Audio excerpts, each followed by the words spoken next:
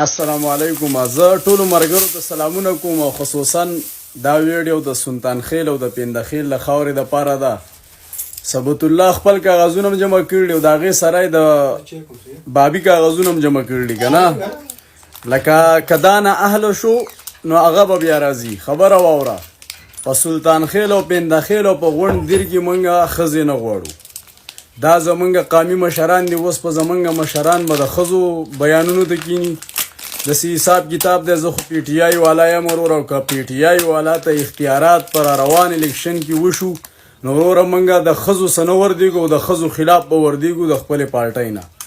او که پی ټي آی داسې شوه چې په غونډ پاکستان کې مخالفت و د خان صاحب ته موقع نه وه، نو بس چې خان صاحب ته موقع نه وي موږ ته هم موقع نه وي. خو پارټي زمونږ خپله ده او لوټې موږ رضا نه جوړو. بقایا تاسو په تیر شوي وخت کې زمونږ د دیر دپاره څه کړي؟ نم موټروی کړل او نم د سی پیک منصوبې سړک کړی دی او نم داسې یو ښه کار کړی دی چې عوام هغه لیدلی دی.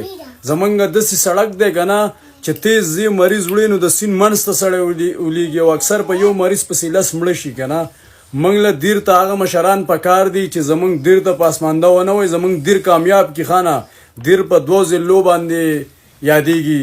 دیر په خیبر پښتونخوا کې دونه غټه صوبه ده، صحیح ده، ضلع ده چې په 2 ضلعو باندې تسلیم دی او ټوله دنیا یې تسخیم دی، صحیح ده. زمونږ وخت دلته ډېر شوی در وروره، که څه خبره غلطه شي نو د هغې بخښنه غواړو. خو ته په دې باندې سوچ وکړه چې 4 MNS د لوور دیر او د اپر دیر او د دې زمونږ د علاقو نه ځي په قومي اسمبلی کې او MPA لکه څه کارونه تاسو وکړه.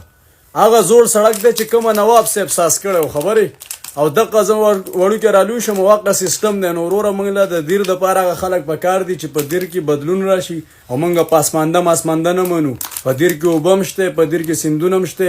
که څوک وایي چې نشتي ته ورته نیر جوړ کړه چې شته او که نشتي پاسمانده پکې له کوم طرف نه راغی. وروره موږ دیر د هر ځای سه او د هرې ضلعې سه موږ په سیالۍ باندې غواړو. تاسو موږ کوم ځای ته ورسولو؟ نو داسې مشران موږ نه غواړو. د ښځو مشري خو د سره نه منو. او د پی ټي آی سیو که خان صاحب ته موقع وه نو وسیو که وسه نه وه چې کومه خان صاحب اډر کوو موږ به ورسره یو، خو د ښځو څه نه ورسره کېږو. د الله پامان. او که د خان صاحب د طرف نه ماته څه اختیارات میلاو نه شو که نه پارچې خو را باندې شو دي نو بیا به زه خپله پارټي جوړوم او زمونږ انتخابي نشان به د ډمبرې ډانګې په غونډه خیبر پښتونخوا کې انشاءالله.